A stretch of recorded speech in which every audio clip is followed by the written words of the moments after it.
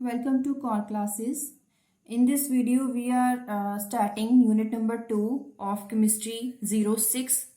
The unit name is kinetics and mechanism of reactions. In this unit, we will discuss the reaction mechanism, speed and thermodynamic behavior. It means we are discussing kinetic as well as thermodynamic behavior of various organic and simple reaction mechanisms. So what we have to do is we should know the term kinetics. So what is kinetics? It's a branch of chemistry which deals with the measurements of various speeds of reactions, how the reaction occurring fast or slow. This deals with the kinetics. So in this video we will discuss thermodynamic as well as kinetic behavior of various reaction mechanisms. So the first topic is thermodynamic and kinetic considerations. First is thermodynamic considerations. हमें सबसे पहले ये पता होना चाहिए कि free energy क्या होती है. इसको डिस्कस करने से पहले हमें फ्री एनर्जी के साथ हमें कुछ पॉइंट्स इसके साथ हमें रिमाइंड करने होंगे, क्योंकि हम आगे जो टॉपिक डिस्कस करेंगे हमें फ्री एनर्जी के साथ डील करना पड़ेगा. तो फ्री एनर्जी चेंज क्या होता है? The free energy of product minus free energy of reactants. So the subtraction of these free energies of reactant as well as product gives the free energy change of total reaction. A reaction occurs spontaneously if delta G is negative. If free energy is negative, then it means the reaction can occur spontaneously. The delta G would be negative if and only if the free energy of product should be less than free energy of the reactant. If this term is greater, then the whole subtraction gives negative value. Then the G value, delta G value comes out to be negative. Delta G is related to enthalpy H and entropy S. We are very familiar with the terms enthalpy as well as entropy. At constant temperature, it has formula delta G is equals to delta H minus T delta S. So here this is change in enthalpy and delta S is change in entropy. If you are not familiar with these terms, we will discuss little bit here. Enthalpy H, it is a function, it is a state function which depends upon the state of system. It does not give the particular value for simple one reaction. It is the state of the system. So it is calculated by total bond energy of all the bond forms minus total bond energy of all bond break. Means bond energy in bond forming minus bond energy for bond breaking. The subtraction gives the value for change in enthalpy.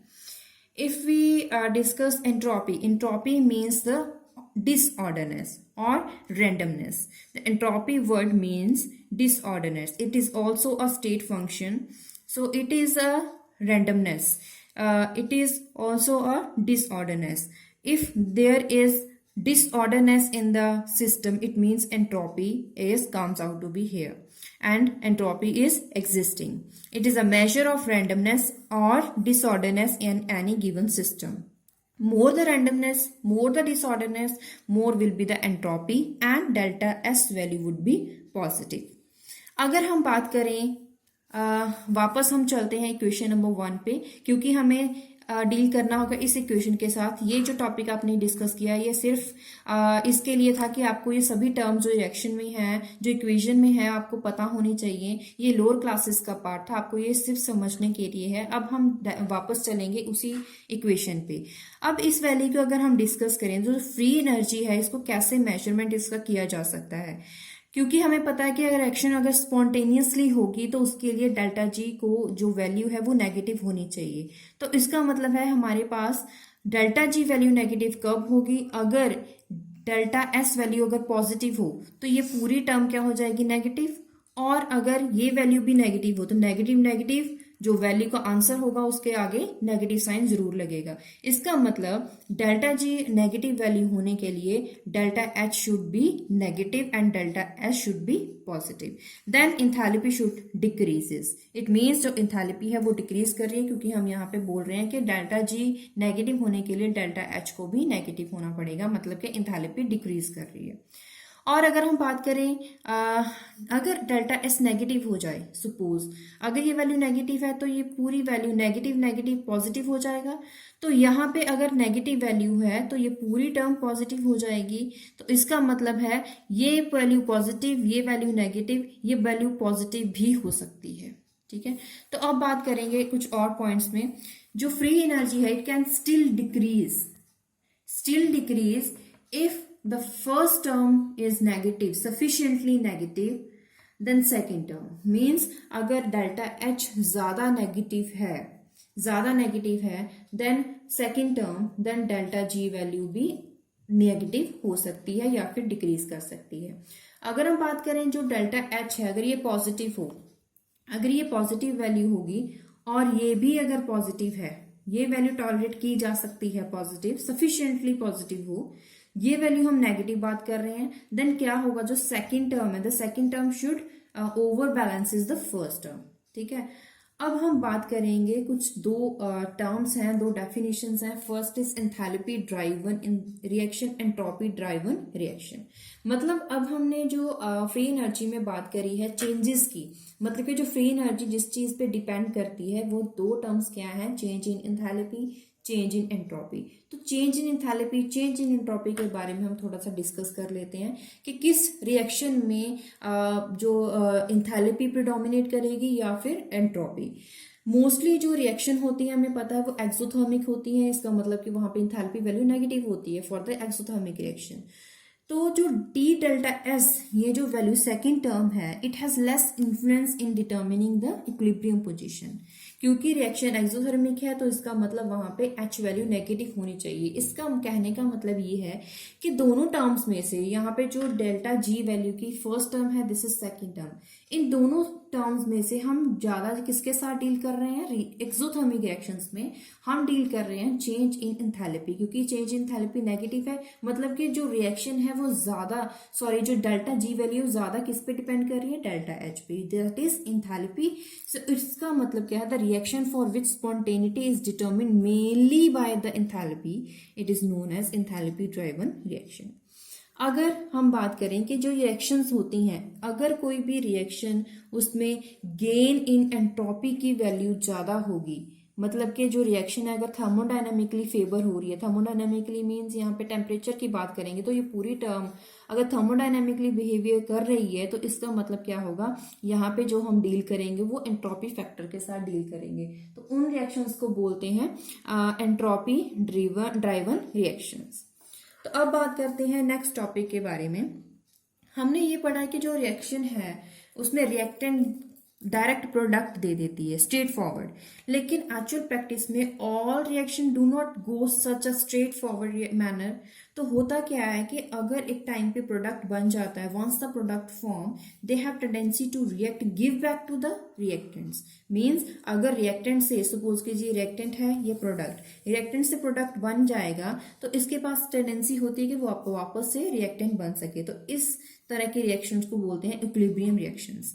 तो होता क्या है, जब end of the reaction में हमें एक mixture मिलता है रिएक्टेंट एंड प्रोडक्ट्स का, तो उस रिएक्टेंट एंड प्रोडक्ट्स में से रिएक्टेंट का प्रोपोर्शन और प्रोडक्ट का प्रोपोर्शन कितना है उसको फाइंड करने के लिए, मैथमेटिकली फाइंड करने के लिए हम इक्विलिब्रियम कांस्टेंट यूज करते हैं। तो हमें सबसे पहले ये पता होना चाहिए कि हम इस टॉपिक के बारे में डिस्कस ही क्यों कर रहे हैं, क्योंकि कुछ रिएक्शंस ऐसी होती हैं जिसमें रिएक्टेंट प्रोडक्ट्स में देते हैं और प्रोडक्ट द्वारा रिएक्टेंट्स दे देते हैं।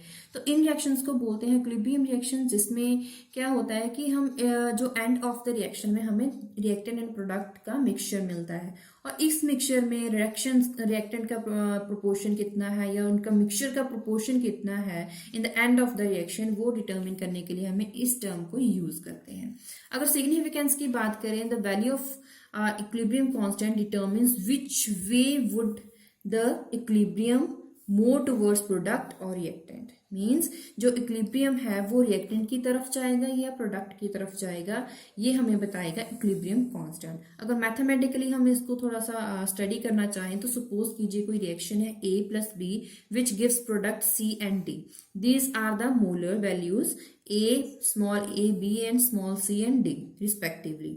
So K, it is denoted by equilibrium constant is denoted by K, which having formula the C D upon AB. What are these terms? So here C and D is the product, and C and D, these powers are the molar values of the reactant and products respectively, and the square braces here describing the concentration of the product and reactant. Here this if there is C in the square braces, it means it is the concentration of the C product, and there is small c value is the molar value for this product C. And similarly for D, A and B, तो क्या हो जाएगा कि जो equilibrium constant है, it is the ratio of product of concentration of product to the concentration of the reactants. So relationship अगर बात करें, ये तो हो गया इसके लिए फॉर्मूला. अगर हम बात करें फ्री एनर्जी के साथ, इसको फ्री एनर्जी के साथ अगर रिलेट करें तो हमारे पास एक फॉर्मूला आएगा delta G is equal to minus R T natural log of K. इस फॉर्मूले को आप याद रखोगे. इन दोनों फॉर्मूलाज के बेसिस पे कुछ क्वेश्चंस आ सकते हैं. ज्यादातर क्वेश्चंस इस बेसिस पे आते हैं. इस बेसिस पे ज्यादातर रीजनिंग क्वेश्चन आते हैं. तो हम बात करेंगे सिग्निफिकेंस ऑफ एक्सप्रेशन, जो हमने अभी बात करी. इस रिएक्शन से, इस इक्वेशन से हमें पता क्या चलता है कि अगर यहाँ पे डेल्टा जी वैल्यू अगर पॉजिटिव हो जाए, large positive value, large positive value का मतलब क्या है कि यहाँ पे ये value it is very very less than unity. तो इसका मतलब क्या हो जाएगा, अगर दिस के value is very very less than unity, तो ये वैल्यू अगर ऑलमोस्ट पॉजिटिव है तो क्या हो जाएगा, जो इक्विलिब्रियम है it would towards the sides of reactant. मतलब कि अगर k वैल्यू लेस देन 1 है, very very less than 1, then equilibrium would shift into the reactants and amount of product would be very small. Means reactant का proportion ज्यादा होगा as compare to product. लेकिन अगर delta G value negative हो जाए तो इसका मतलब क्या है, डेल्टा जी वैल्यू नेगेटिव कब होगी, अगर ये वैल्यू पॉजिटिव हो जाए, अगर ये value is this value is very very large than unity. तो इसका मतलब क्या होगा कि रिएक्टेंट की बजाय हमें प्रोडक्ट में ज्यादा प्रोपोर्शन मिलेगा. लेकिन अगर डेल्टा जी वैल्यू जीरो हो जाए, क्योंकि तीनों ही ऑप्शंस है पॉजिटिव, नेगेटिव एंड जीरो, अगर ये वैल्यू जीरो हो जाएगी तो this value is comes out to be equals to be zero. Equals to be zero का मतलब है कि अब इक्विलिब्रियम कहाँ जाएगा, then equimolar mixture of reactant and products would be obtain. Equally molar मतलब सेम प्रोपोर्शन होगा रिएक्टेंट्स का भी प्रोडक्ट्स का भी. अब बात करते हैं एक स्पेशल केस. सभी रिएक्शंस में ऐसा नहीं होता है, कुछ स्पेशल केसेस हैं. जैसे हम बात करें कि ऐसा नहीं है कि रीजनेबल प्रोडक्ट हमें विद रिस्पेक्ट टू टाइम मिलता रहे. फॉर एग्जांपल, अगर मिथाइल क्लोराइड रिएक्ट कर रहा है विद सोडियम हाइड्रोक्साइड, हमें प्रोडक्ट में मिथेनॉल और sodium chloride as a product मिलता है. अगर इसका इक्विलिब्रियम कांस्टेंट का एस्टिमेशन लगाए, it is comes out to be 10⁵ times. तो होता क्या है, the k value is expected to lie towards the right means towards the product, but it takes many weeks for an aqueous solution of reactant to give the product. means अगर हम इस value से estimation लगाएं कि जो equilibrium है it should be towards the right side, towards the product, it means the proportion of product would be large as compared to proportion of the reactants, but actually it may take many weeks. So result में हमें क्या मिलेगा, इस reactions का जो special case है उससे हमें क्या मिल रहा है, negative value of G does not necessarily means that it will proceed in reasonable period of time. अगर डेल्टा जी वैल्यू नेगेटिव आती है तो हमेशा इसका मतलब नहीं है that it will proceed in reasonable period of time. अब ये जो इशू क्रिएट हो गया है, इसको सॉल्व करने के लिए हम दो फैक्टर्स को रिलेट करेंगे, दैट इज टाइम फैक्टर और kinetic mean speed factor. These factors are very important. सबसे पहले हम बात करेंगे काइनेटिक कंसिडरेशंस के साथ. काइनेटिक कंसिडरेशंस के हमें क्या पता चल रहा है, हमने फर्स्ट जब वीडियो स्टार्ट की थी तभी हमने बताया था कि जो काइनेटिक्स हैं it deals with the speed of reaction. तो इस मेजरमेंट्स में हमें क्या पता चलेगा, the progress of reaction is followed by monitoring the appearance of the reactant as well as product. Means हमें क्या पता चलेगा कि जो स्पीड ऑफ द रिएक्शन है वो कैसे पता चलेगी, ये देखकर कि जो अपीयरेंस है ऑफ प्रोडक्ट या फिर डिसअपीयरेंस है रिएक्टेंट्स की in the reaction as a function of time, उसको अगर मॉनिटर करते जाएंगे तो हमें स्पीड एज अ रिजल्ट मिल जाता है। रेट इक्वेशन और रेट लॉ क्या होता है? It relates the rate of reaction to the concentration of different reacting species. मतलब अगर कोई इक्वेशन जिसमें हमें रेट ऑफ रिएक्शन का रिलेशन मिले with the concentration of different reacting species, it is known as rate law. So इसको example के साथ समझेंगे। सपोज कीजिए हमारे पास रिएक्टेंट है A and B which gives C as a product, तो रेट ऑफ रिएक्शन क्या होगा? Minus D by D T, rate of change of reactant with respect to time. अब यहाँ पे जो नेगेटिव साइन है इसका मैं बाद में आपको सिग्निफिकेंस बताती हूँ। सबसे पहले हम समझ लेते हैं रेट ऑफ रिएक्शन का फॉर्मूला क्या है। Minus rate of change of concentration of reactant with respect to time as well as second reactant with respect to time, here is negative sign, but rate of change of reaction, rate of change of product with respect to time, here it is positive. अब negative positive का significance क्या है? जब भी reaction में reactant आपस में react करते हैं, as they approach each other, तो प्रोडक्ट बनना स्टार्ट हो जाता है।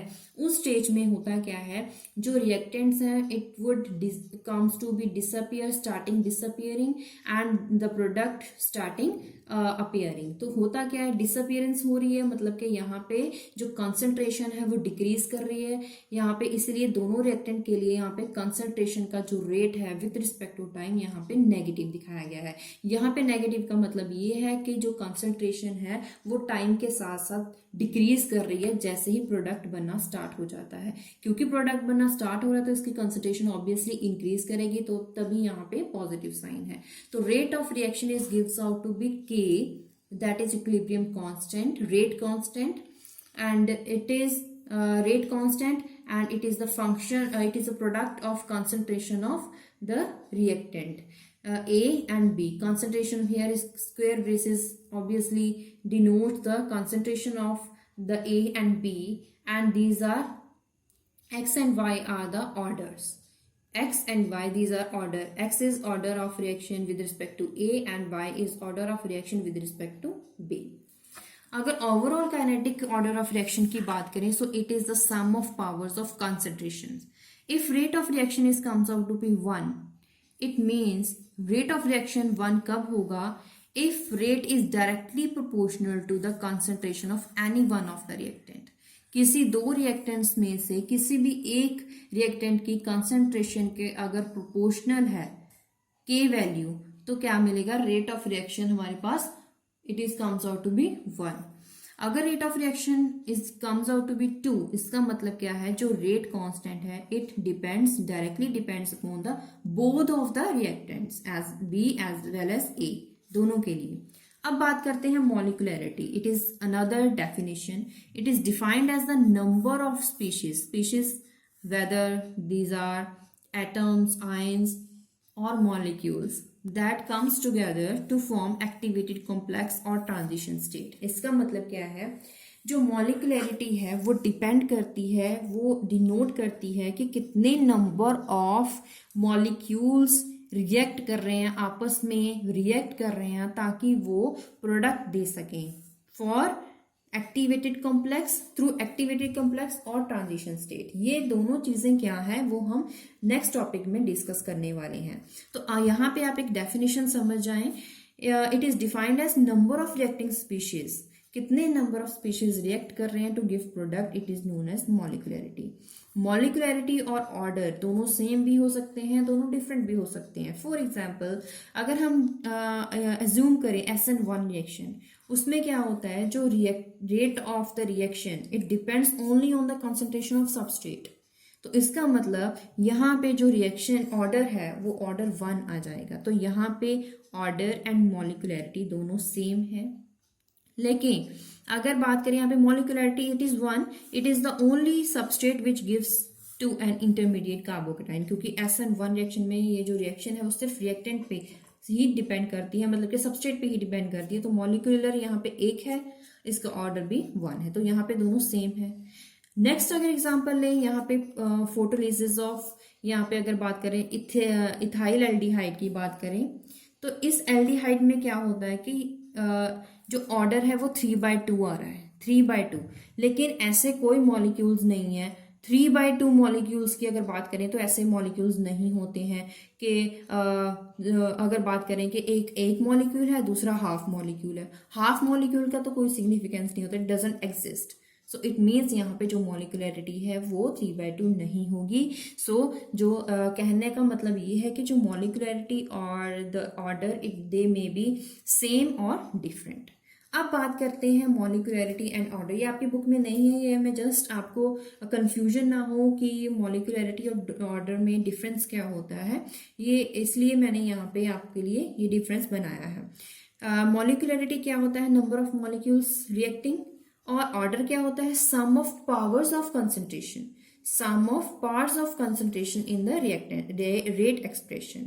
ये just it is the sum of parts of concentration। यहाँ पे it depends upon the number of molecules reacting in the rate of reaction। तो यहाँ पे जो molecularity है it is theoretical concept, लेकिन यहाँ पे जो order है it is experimental concept। जो मॉलिक्यूलरिटी है या तो जीरो होगा या फिर फ्रैक्शन हो सकता है, लेकिन ऑर्डर जो है वो जीरो भी हो सकता है, फ्रैक्शनल भी हो सकता है, इंटीजर भी हो सकता है। मॉलिक्यूलरिटी कभी नेगेटिव नहीं होती है, ऐसा नहीं होगा कि -1 मॉलिक्यूल रिएक्ट कर रहा है या -5 मॉलिक्यूल्स रिएक्ट कर रहे हैं। लेकिन जो ऑर्डर है it is mathematical concept, it is experimental concept, so it may have negative value. It is assigned for each elementary step of mechanism. It assigned, यहाँ पे जो मॉलिक्यूलरिटी वो डिपेंड करेगा ईच एंड एवरी स्टेप जो mechanism में है, लेकिन order में ये सिर्फ डील करता है ओवरऑल रिएक्शन में। और मॉलिक्यूलरिटी है जो डिपेंड नहीं करती है, जो रिएक्शन का प्रेशर कितना है, टेम्परेचर कितना है, कंसंट्रेशन कितना है, इस पे डिपेंड नहीं करता है, लेकिन जो ऑर्डर है वो सभी पे डिपेंड करता है, मींस के सूडो ऑर्डर रिएक्शन सभी पे ये डिपेंड करेगा। तो ये इससे आपको थोड़ा इजी हो जाएगा दोनों में difference banana. Most of the organic reactions हमने देखा है कि जब रिएक्टेंट पर्टिकुलर प्रोडक्ट देता है तो वहाँ पे अगर मैकेनिज्म उसका हम स्टडी करें तो वहाँ पे बहुत सारे स्टेप्स होते हैं, मतलब जिसका सिग्निफिकेंस हम ये समझ सकते हैं कि जो रिएक्टेंट है अगर वो प्रोडक्ट देता है उसे वेरियस स्टेप्स के थ्रू गुजरना पड़ता है। Majority of organic reaction follows complex formation with the various steps, means के जो रिएक्शन के इंटरमीडिएट्स बनते हैं वो वहाँ पे कॉम्प्लेक्स फॉर्मेशन होती है। तो डिफरेंट स्टेप्स जो होंगे उनका रेट ऑफ रिएक्शन मीन्स का स्पीड ऑफ रिएक्शन डिफरेंट होगा। अगर कोई भी रिएक्टेंट जो है वो 2 स्टेप्स या 3 स्टेप्स में है तो वो दोनों या तीनों स्टेप्स जो होंगे उनकी स्पीड जो होगी वो डिफरेंट होगी, सेम नहीं होगी। उन सभी में से किसी स्टेप की स्पीड जो होगी वो कम होगी और कुछ स्टेप्स ऐसे होंगे जिनकी स्पीड ज्यादा होगी। उन सभी स्टेप्स में से जिनका जो स्पीड है rate of reaction is very very slow, the slowest of all the steps is the main step. ऐसा क्यों होता है? Because in this step determine overall rate of reaction. इसका मतलब है कि जो whole the rate of reaction है, हमें rate of reaction of whole the concept हमें समझना होगा, तो वो सिर्फ और सिर्फ डिसाइड करता है वो दैट द स्लोएस्ट स्टेप, वो स्लोएस्ट स्टेप ही डिसाइड करता है। लेकिन ऐसा क्यों होता है, बाकी क्यों डिसाइड नहीं कर पाते? क्योंकि हम अगर बात करें कि जो कुछ रिएक्शंस हैं जिनका रेट ऑफ रिएक्शन बहुत ज्यादा है, रेट ऑफ रिएक्शन बहुत ज्यादा है इसका मतलब है कि उनकी स्पीड बहुत ज्यादा है, वो साइमल्टेनियसली बन भी जाते हैं, उनका बॉन्ड ब्रेक हो गए, वो फटाफट नेक्स्ट स्टेप में चले जाते हैं। तो इतनी जल्दी ये सब कुछ हो जाता है ये फिनोमिना कि हमें उनको ऑब्जर्व करना मुश्किल हो जाता है, इतना टाइम नहीं होता कि हम उनको ऑब्जर्व कर सके। लेकिन जो स्लोएस्ट स्टेप होगा वो सबसे स्लोएस्ट स्टेप, उसको हम टाइम टू टाइम ऑब्जर्व कर सकते हैं उसका रेट ऑफ रिएक्शन, और उसकी वजह से हम ये पता कर सकते हैं कि जो फाइनल प्रोडक्ट होगा वो क्या बनेगा। इसी की वजह से जो स्लोएस्ट स्टेप होगा it is also known as rate determining step. ठीक है, तो अब हम बात करेंगे जो हमने लास्ट में बोला था कि कॉम्प्लेक्स फॉर्मेशन या फिर एक्टिवेटेड कॉम्प्लेक्स या फिर ट्रांजिशन स्टेट, ये सब क्या होता है, ये हम पढ़ेंगे ट्रांजिशन स्टेट थियोरी में। तो ट्रांजिशन स्टेट थियोरी में क्या होता है? According to this theory, when the reactant changes into the products they pass through an unstable state. मतलब कि रिएक्टेंट एंड प्रोडक्ट के बीच में एक ऐसी स्टेज आती है जो अनस्टेबल स्टेज होती है, unstable state of maximum free energy which is called transition state or activated complex। अब इस जो ये जो स्टेट है इसकी energy it is very very large as compare to energy of reactant and product. It act as energy barrier, actually एक energy barrier है which is required to be crossed by the reactant to get change into product and vice versa. Example है sodium hydroxide, it is ionise into sodium cation and hydroxyl anion. This hydroxyl anion is act as nucleophile, and this nucleophile would attack at methyl iodide, which formed the activated complex carbocation, जिसके through methanol हमें मिलेगा और iodide ion as a side product हमें मिलेगा.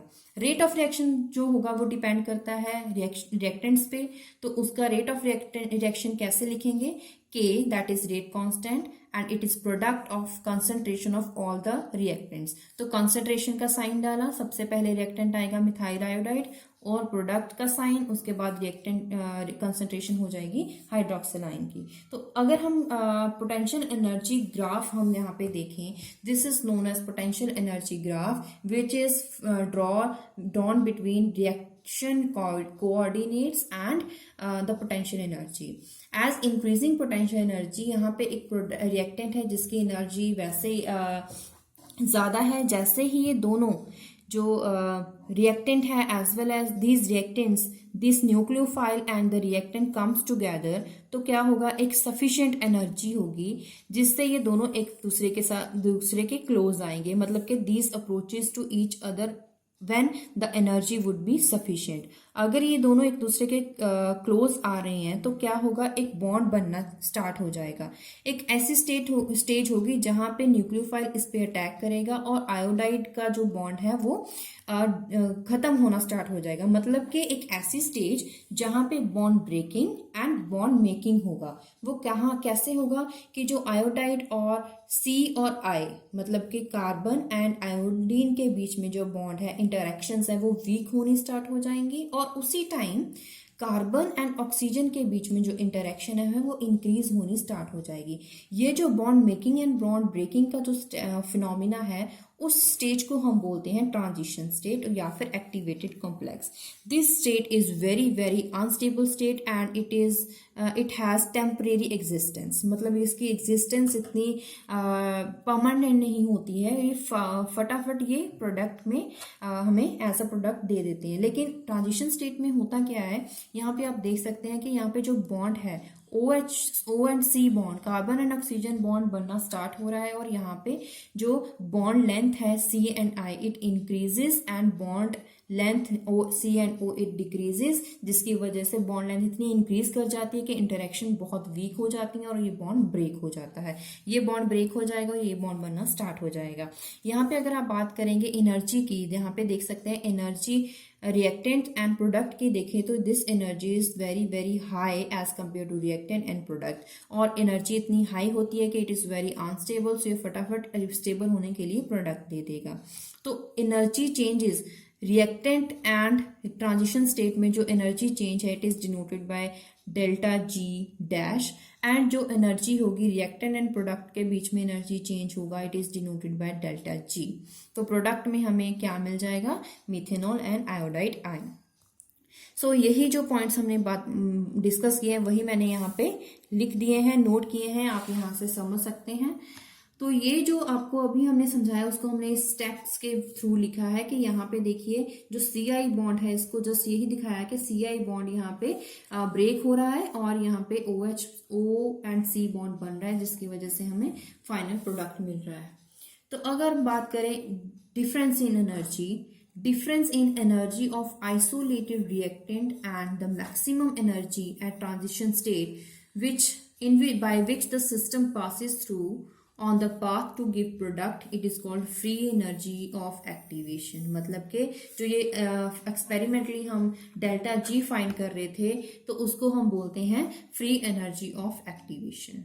अगर ये जो value है इसको अगर हम मैथमेटिकली फाइंड करना चाहें, it is the difference between free energy of transition state and free energy of reactant. और अगर हम डेल्टा जी वैल्यू फाइंड करें, ऐसे ही हम delta D G dash value find कर सकते हैं डिफरेंस से, मतलब ग्राफ से हमें mathematically delta G and delta G dash के लिए वैल्यूज मिल जाएंगी।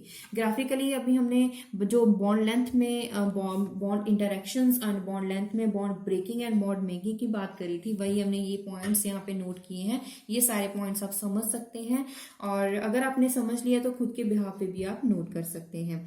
According to this theory, equilibrium existing between the reactant and activated complex. जब प्रोडक्ट देने से पहले रिएक्टेंट एंड प्रोडक्ट में इक्विलिब्रियम जो होता है वो बिगिन होता है अकॉर्डिंग टू दिस थ्योरी। और कैसे होता है, सपोज कीजिए रिएक्टेंट है A and B which gives product to this transition state, and the reactant as well as the transition state, this is in equilibrium. Then according to this, the equilibrium constant K dash is given by the ratio of concentration of transition state and to the ratio of the reactants. तो यहाँ पे concentration of transition state divided by concentration of all the reactants gives the equilibrium constant for the transition state.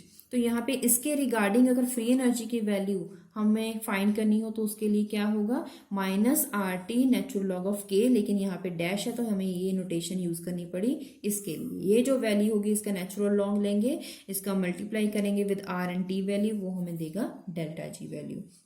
और अगर हम बात करें यहाँ पे दो डिफरेंस दिखाए गए हैं।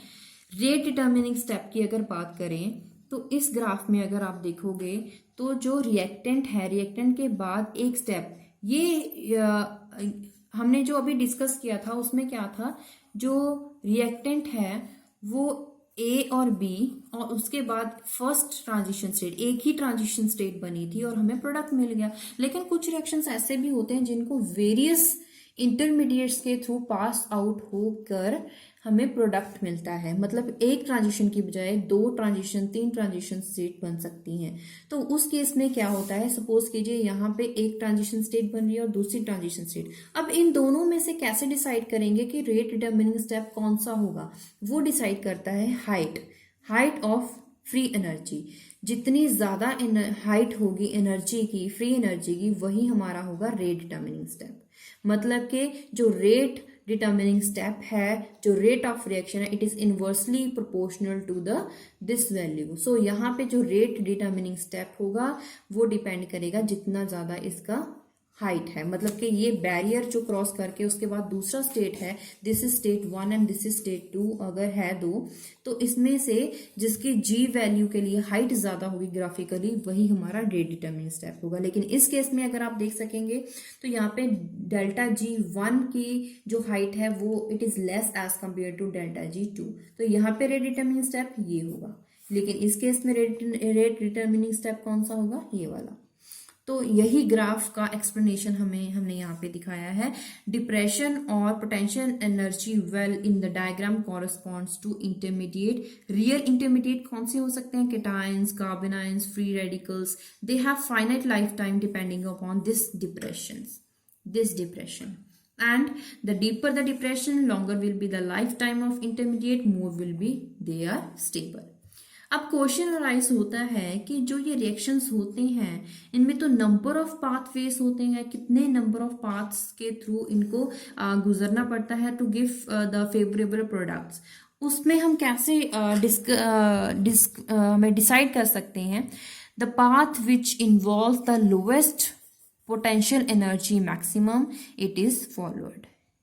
अगर हम बात करें रिवर्सिबल रिएक्शंस की, रिवर्सिबल रिएक्शन में ये फिनोमिना कैसे डील करता है, द प्रोडक्ट फॉर्म्ड, एक प्रिंसिपल है, principle of microscopic reversibility for the reversible reaction. वो क्या बोलता है, the product formed have to transverse the same pathway to get transform to the reactant. Means कि अगर हम बात करें कि एक रिएक्शन है, वो ए रिएक्टेंट है, प्रोडक्ट में हमें देता है बी, लेकिन ए से सी तक पहुंचने के लिए इंटरमीडिएट बनता है बी ट्रांजिशन कॉम्प्लेक्स, जिसके थ्रू सी प्रोडक्ट मिलता है। लेकिन अगर हम रिवर्स रिएक्शन के बारे में सोचे, रिवर्स चलें तो C से लेकर A तक हमें प्रोडक्ट मिलेगा, C से A तक जाना पड़ेगा। अगर वो C से A तक जा रहे हैं तो उसी इंटरमीडिएट के थ्रू हमें पास आउट होना पड़ेगा उस रिएक्शन को। This principle is known as principle of microscopic reversibility.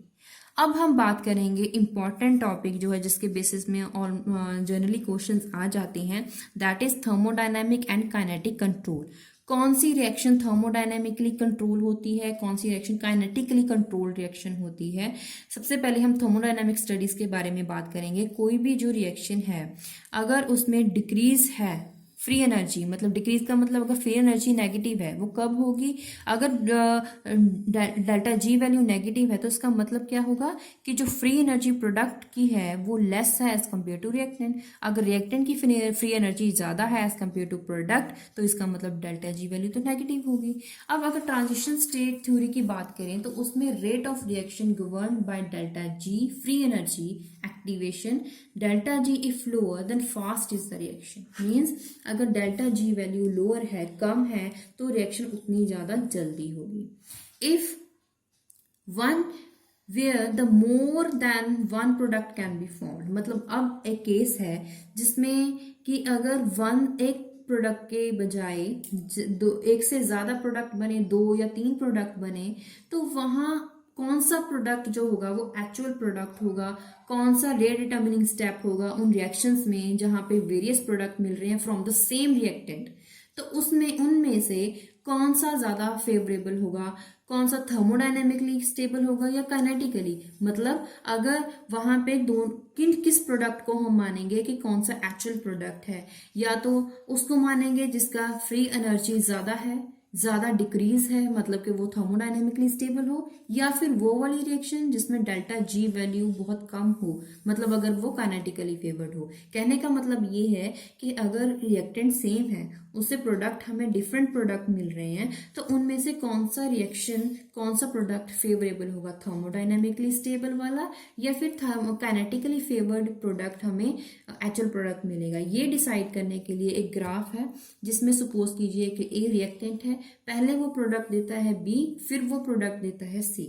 यहाँ पे एक आपको पोटेंशियल एनर्जी डायग्राम दिखाई गई है जिसमें ए प्रोडक्ट है वो बी ट्रांजिशन स्टेट के थ्रू हमें बी प्रोडक्ट दे रहा है और सी डैश ट्रांजिशन स्टेट के थ्रू सी प्रोडक्ट दे रहा है। यहाँ पे 2 प्रोडक्ट हैं जिसके बेसिस कॉरस्पॉन्ड्स यहाँ पे डेल्टा जी वैल्यूज है। This is delta G value for A B, क्योंकि यहाँ पे डैश है, for this value delta G dash for A B, and this height would gives delta BC और this height gives delta, ये जो height है it gives the delta G BC। तो ये डिफरेंट हाइट्स यहाँ पे दिखाई गई हैं जो ग्राफिकली हम फाइंड कर सकते हैं, लेकिन इनमें से कौन सा ज्यादा फेवरेबल होगा। यहाँ पे हम देख सकते हैं कि डेल्टा ए बी, ये जो delta G A B value है, यहाँ पे जो हाइट है इट इज क्वाइट लो। इसका मतलब क्या होगा, जो ए है, ए रिएक्टेंट है, अगर एक बार वो कन्वर्ट हो गया है बी प्रोडक्ट में तो दोबारा वो ए में नहीं जाएगा, मतलब कि रिएक्शन रिवर्सिबल नहीं होगी। क्यों नहीं होगी, कि जो यहाँ पे ए बी जो ये हाइट है it is very very large, यहाँ पे जो ए बी हाइट है it is very very large as compare to delta G dash A B. That means जो प्रोडक्ट एक बार बन गया तो दोबारा वो ए में नहीं जाएगा। अब अगर एक बार बी प्रोडक्ट बन गया तो इसका it has tendency to converted into more stable state, that is C। अगर ये more stable state नहीं है तो वो अगर नेक्स्ट स्टेट में जाएगा जो ज्यादा स्टेबल होगी। सपोज कीजिए वो जो स्टेट है वो C है, तो इसका मतलब थर्मोडायनेमिकली मोर स्टेबल जो स्टेट है C, वहां पे वो फाइनल प्रोडक्ट देता है। अब कंडीशन है if temperature of reaction is sufficiently large then B would convert into C as soon as it is formed। B convert, जैसे ही बी बनेगा वो फटाफट कन्वर्ट हो जाएगा सी में, क्योंकि वहां पे बी जो है वो अनस्टेबल है।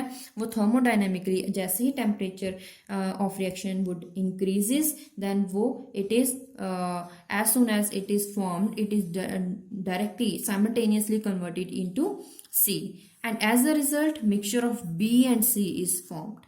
And thermodynamically C being more predominant, major product जो मेनली हम मेन प्रोडक्ट हमें मिलेगा, मेन एलिमेंट वो होगा C। It mean C would be more predominant as compare to B. ऐसी रिएक्शंस को बोलते हैं थर्मोडायनेमिकली कंट्रोल्ड रिएक्शन। लेकिन सेकंड केस है, अगर टेम्परेचर बहुत कम होगा तो क्या होगा, जो बी होगा वो ज्यादा बनेगा एज कंपेयर टू सी। चाहे हमें पता है कि जो बी है it is thermodynamically less favoured than C, लेकिन फिर भी टेम्परेचर लो है तो क्या हो जाएगा, मेन प्रोडक्ट हमें सी मिलेगा, क्योंकि यहाँ पे थर्मोडायनेमिक पैरामीटर्स की बजाय हमें रेट ऑफ रिएक्शन के साथ हम डील करेंगे। तो यहाँ पे चाहे बी जो है वो थर्मोडायनेमिकली अनफेवरेबल है, लेस फेवरेबल है एज कंपेयर टू सी, फिर भी बी में जो होगा मेन प्रोडक्ट होगा अगर टेम्परेचर कम है। इसका मतलब हमें एक रिजल्ट मिलेगा। ऐसी रिएक्शंस को जनरली बोलते हैं काइनेटिकली कंट्रोल्ड प्रोडक्ट। इस प्रोडक्ट को बोलेंगे काइनेटिकली कंट्रोल्ड प्रोडक्ट, क्योंकि यहाँ पे हमें थर्मोडायनेमिकली की बजाय हमें काइनेटिक्स के साथ हम डील कर रहे हैं। तो हमारे पास दो रिजल्ट हमें मिले। इफ टेम्परेचर इज हाई तो हमें ज्यादातर कौन से प्रोडक्ट मिलेंगे, थर्मोडायनेमिकली फेवरेबल।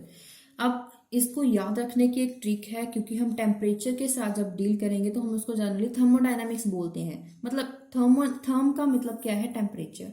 जहां पे टेम्परेचर ज्यादा है वहां पे थर्मोडायनामिकली फेवरेबल होगा, लेकिन जहां पे टेम्परेचर लो है वहां पे थर्मोडायनामिक की बात नहीं करेंगे तो किसकी करेंगे, काइनेटिक की। तो यहाँ पे काइनेटिकली वो क्या होगा, ज्यादा फेवरेबल होगा। ये याद रखने की एक ट्रिक है। तो उसके बाद हम इसको एग्जांपल के साथ भी समझ सकते हैं। सपोज कीजिए हमें एक एल्कीन जो डबल बॉन्ड्स है, मल्टीपल बॉन्ड्स, डबल बॉन्ड्स 1,3-ब्यूटाडाइईन हमारे पास एल्कीन है, जिसका हमें एडिशन करवाना है ऑफ HCl का एडिशन करवाएंगे 1,3-ब्यूटाडाइईन में। अब जो अगर टेम्परेचर हाई है, यहाँ पे देखिए दो स्टेट्स बन सकती हैं। या तो इस कार्बन पे पॉजिटिव चार्ज आएगा, मतलब यहाँ पे अगर ये बॉन्ड जाएगा तो यहाँ पे पॉजिटिव चार्ज, अगर ये बॉन्ड जाएगा मतलब एडिशन यहाँ पे होगी तो ये बॉन्ड खत्म होगा तो यहाँ पे पॉजिटिव चार्ज लगेगा। तो इसका मतलब दोनों स्टेट्स हो सकती हैं। लेकिन यहाँ पे जो अगर टेम्परेचर कम है तो यहाँ पे देखिए ये हमें प्रोडक्ट मिल रहा है। यहाँ पे जो मेन प्रोडक्ट हमें 1,2 एडिशन मिल रही है, जिसको काइनेटिकली फेवर्ड बोल रहे हैं। अगर टेम्परेचर हाई है तो हमें प्रोडक्ट मिलेगा 1,4 एडिशन प्रोडक्ट मिलेगा। तो इसको बोलेंगे थर्मोडायनेमिकली फेवर्ड। मतलब लो टेम्परेचर पे काइनेटिकली फेवर्ड मिल रहा है और हाई टेम्परेचर पे हमें थर्मोडायनेमिकली फेवर्ड प्रोडक्ट मिल रहा है। तो ये सिर्फ डिपेंड कर रहा है टेम्परेचर अगर हाई है या फिर लो है। अब हम बात करेंगे एक्सरसाइज मतलब के क्वेश्चंस की। Thermodynamic data of a reaction is given. Predict whether the reaction is spontaneous or not. If yes, then is it enthalpy or entropy driven? Enthalpy driven reaction, entropy driven reaction हम पढ़ चुके हैं, तो उसी से हम discuss करेंगे। हमारे पास डेटा गिवन है D, delta H and delta S। सबसे पहले हमें ये पता करना है कि स्पॉन्टेनियस है या नहीं। स्पॉन्टेनिटी का कैसे पता चलता है, अगर हम फ्री एनर्जी वैल्यू निकालेंगे उसके लिए फॉर्मूला क्या है, delta G is equals to delta H minus D delta S। Delta H value put कीजिए, T वैल्यू पुट कीजिए। यहाँ पे जो S वैल्यू है वो जूल में है, लेकिन हमें ये किलो जूल में है तो हमें इसको भी किलो जूल में कन्वर्ट करना होगा, इसलिए हमने मल्टीप्लाई किया 10⁻⁻³ तो यहाँ पे हमने कुछ टर्म्स कैंसिल आउट हो रही हैं और यहाँ पे हमें जो प्रोडक्ट मिल रहा है 54.8 विद नेगेटिव साइन। हम अब कैसे पता करेंगे, अगर जो नेगेटिव वैल्यू है, अगर G के लिए नेगेटिव वैल्यू है तो इसका मतलब है जो रिएक्शन है वो स्पॉन्टेनियस है। लेकिन अगर यहाँ पे पॉजिटिव वैल्यू आती तो रिएक्शन स्पॉन्टेनियस नहीं होती। ठीक है, तो हमने लिख दिया because G is negative value, have negative value, then this reaction is spontaneous. अब हमें बात करनी है कि एंट्रोपी ड्राइवन है या फिर एंथैल्पी ड्राइवन।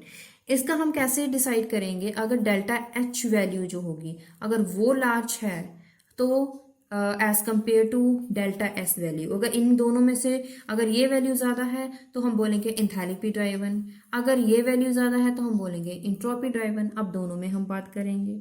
यहाँ पे देखिए जो डेल्टा H वैल्यू है, जो डेल्टा H वैल्यू है यहाँ पे 5.2 है, लेकिन यहाँ पे जो एंट्रोपी वैल्यू है दिस सेकंड टर्म हमें क्या है टी डेल्टा एस। अब इस टर्म की अगर बात करें, हमने जब मल्टीप्लाई किया था, हमें सिर्फ मैग्नीट्यूड देखना है, मल्टीप्लाई किया था तो ये वैल्यू 60 आ रही है, तो कौन सी वैल्यू ज्यादा है, टी डेल्टा एस। तो इसका मतलब है T delta S is very very large as compare to delta H, it means the reaction is entropy driven. तो मैथमेटिकली हमने सीख लिया कि हम कैसे फाइंड कर सकते हैं spontaneity and driven reaction. Next question is what is the order of hypothetical reaction have the following rate of equation. तो यहाँ पे हमें फर्स्ट क्वेश्चन पार्ट दिया गया जिसमें रेट ऑफ एक्स चेंज हो रहा है विद रिस्पेक्ट टू टाइम, हमें रेट ऑफ रिएक्शन हमें गिवन है, तो हमने फाइंड करना है ऑर्डर। ऑर्डर क्या होगा, the powers sum of powers of concentration of the reactant. यहाँ पे पार नहीं दी गई है तो यहाँ पे कितनी है 1 and 1, तो इनका सम कीजिए 2, तो ऑर्डर कितना आ गया 2। यहाँ पे देखिए यहाँ पे 1 है, यहाँ पे हाफ एंड 1 दोनों को ऐड कीजिए 3/2। यहाँ पे देखिए यहाँ क्या है 2 and 1/2, नीचे भी 1/2 है, इस ऊपर जाएगा माइनस हो जाएगा, ये कैंसिल आउट हो गया, तो यहाँ पे कितना बचा 2, तो ऑर्डर कितना आ गया 2। लेकिन इसके साथ साथ एक और क्वेश्चन है, can we find molecularity of this reaction for this information. No, हमें पूरी रिएक्शन चाहिए, उसके बेसिस पे ही हम बता सकते हैं कि कितने मॉलिक्यूल्स रिएक्ट कर रहे हैं, इस डेटा से हम पता नहीं कर सकते। Third question is for the reaction जहां पे ए बी हमें दे रहा है प्रोडक्ट सी, तो हमारे पास यहाँ पे रेट ऑफ इक्वेशन हमें इक्वेशंस दी गई हैं, हमें फाइंड करना है derive rate expression and overall order of reaction. Rate expression हमें कैसे देना है, सबसे पहले हम सी की बात करें, it is rate of change of D C with respect to time. यहाँ पे हम पॉजिटिव साइन लगाएंगे क्योंकि ये प्रोडक्ट है, तो इसका रेट क्या होगा K2, क्योंकि इसके लिए यहाँ पे लिखा हुआ K2 तो हमने K2 लिख दिया। It is equals to product of concentration of reactant, तो प्रोडक्ट रिएक्टेंट्स कौन से I and B, तो कंसंट्रेशन यहाँ पे लिख दी, तो रेट ऑफ इक्वेशन क्या बना K2 concentration of I into concentration of B। This is first equation. अब बात करेंगे इस इक्वेशन के लिए, यहाँ पे अगर दोनों की बात करें, इस रिएक्शन के लिए बात करें तो क्या हो जाएगा, इक्विलिब्रियम जो कांस्टेंट होगा, इक्विलिब्रियम कांस्टेंट, उसका इक्वेशन क्या होगा I upon AB and the ratio is K1/K-1। अब यहां से हम I वैल्यू निकालेंगे और इस इक्वेशन में पुट करेंगे, पुट किया तो हमारे पास ओवरऑल रेट ऑफ रिएक्शन क्या आ गया K2/K-1 एंड A यहाँ पे दो वैल्यूज आ गई थी, एक इसके लिए भी B था, यहाँ पे भी B है, तो यहाँ पे हमने स्क्वायर पुट कर दिया। अब हम ऑर्डर फाइंड करना है, ऑर्डर कैसे फाइंड करेंगे, दोनों का सम करेंगे, यहाँ पे पावर 1 है, यहाँ पे पार्ट 2 है, 1 + 2 = 3। Next question is a reactant A gives product either B और C।